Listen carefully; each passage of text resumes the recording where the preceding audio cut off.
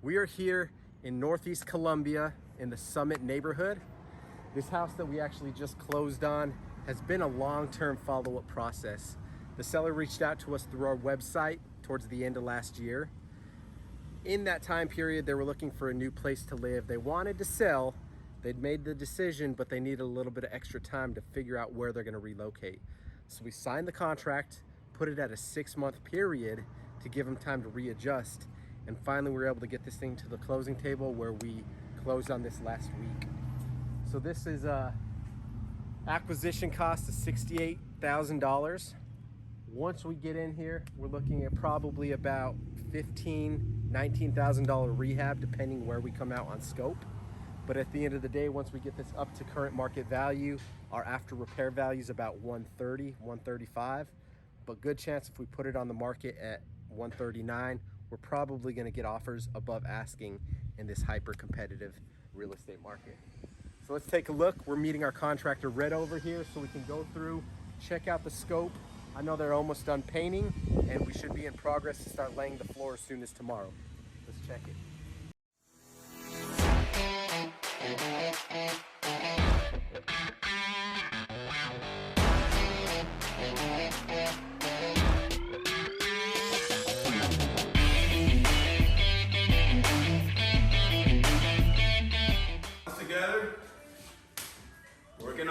Working on getting this house put together. We're almost, at the dead end. Just about to switch out these floors.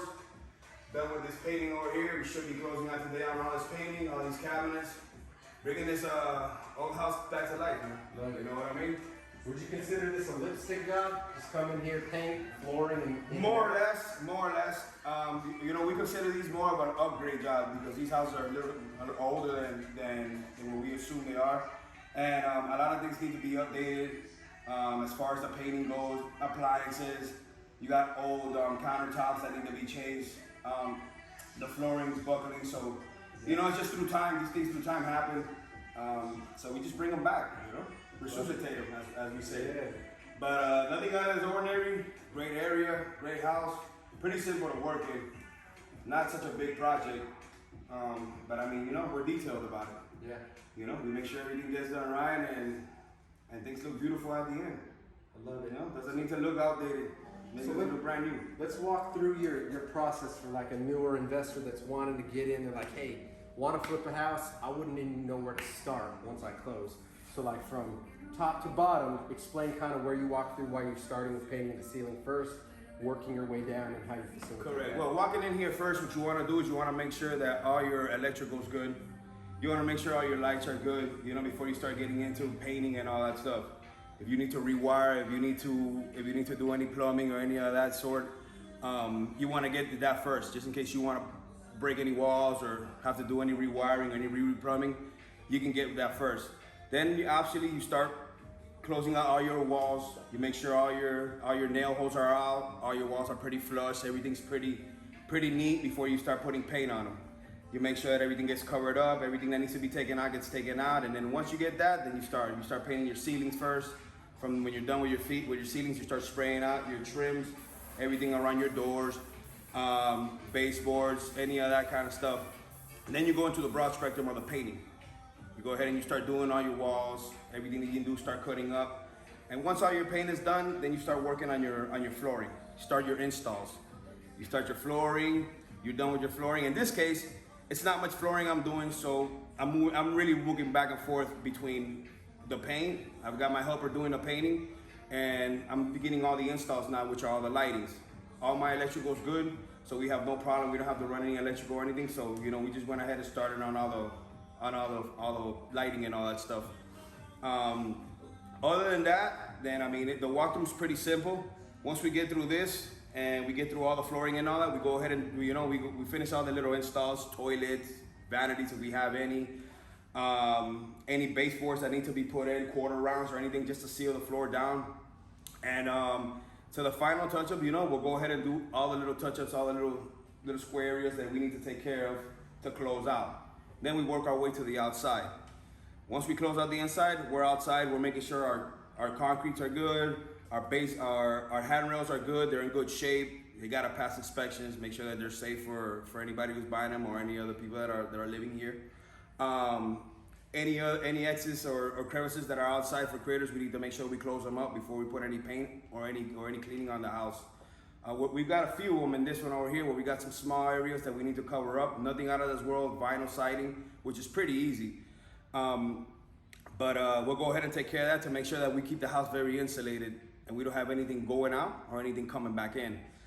Once we take care of that, we'll go ahead and touch up paint. We'll pressure wash the outside, fix any soffits, any fascias that need to be taken care of, and we'll close out with that. Other than that, then we know the rest is up to the landscaper.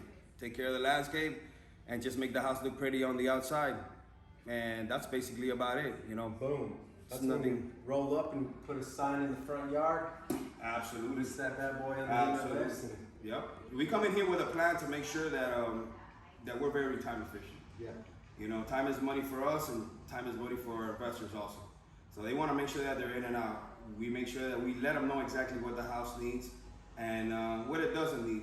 So they're not cracking their heads on, what they're trying to buy and what they're trying to invest in, and pretty much know what they're looking to, what they're looking to invest in the house, the final price.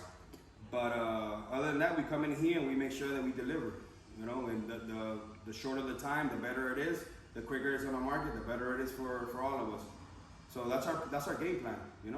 That's our game plan. Always coming into these places, and I'm happy to oblige. Yeah.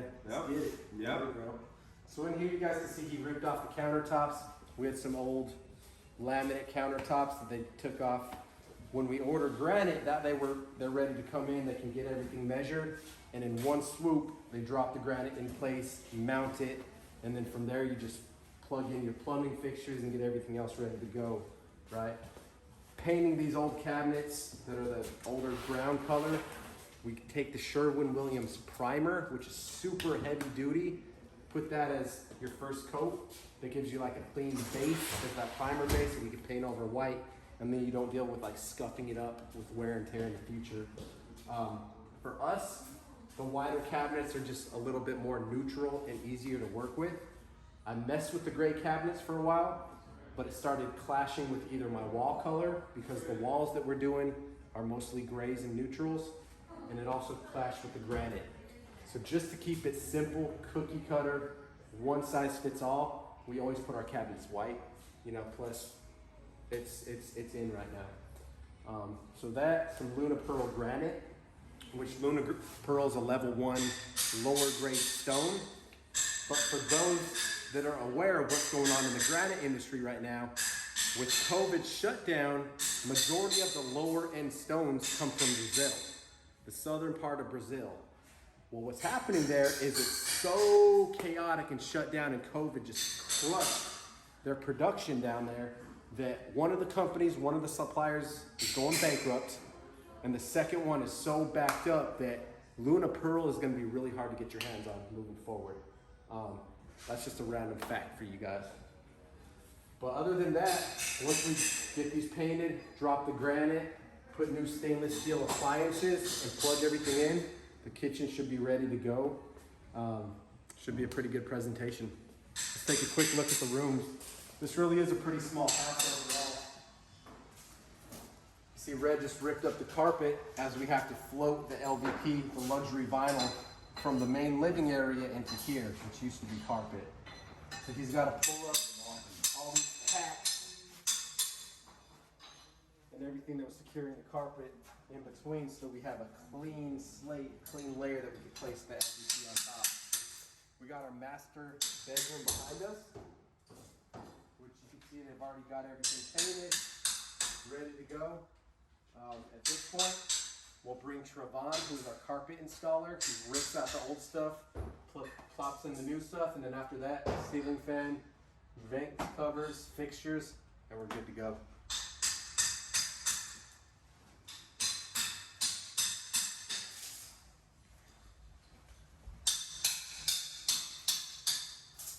See, the bathrooms are already in pretty good shape.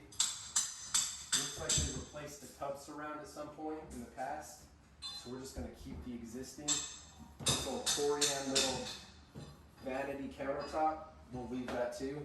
put some new flooring in here, and we should be out pretty quick. So this is what we would call like a quick flip, quick wholesale, where we buy it, the house isn't in bad shape, just needs some upgrading, paint, carpet, countertops, fixtures, and we're out the door. Name of the game, as Red was saying, is speed. Especially in this market, you want to try to get these houses to market as fast as possible so you can turn, burn, and move on to your next project.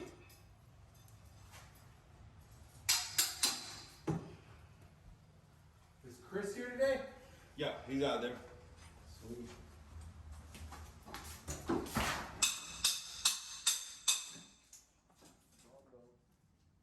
So little one-car garage. I would consider this a starter home. You know, a smaller 3-bed, 2-bath. It's only 1,200 square feet, a little less.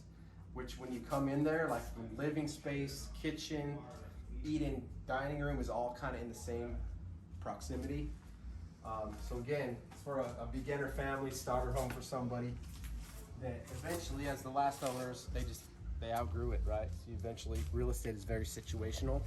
As you have kids, family, kids graduating, loved ones either passing away, parents getting divorced, whatever the case is, we deal with situational type of situations inside of real estate, which is where you find opportunities, right? Hey, I need to sell fast, right? Well, that story, there's always a reason behind the distress with a homeowner needing to sell quickly and why they're going to sell their house for a discount for cash, right? That's where we come in with the opportunities.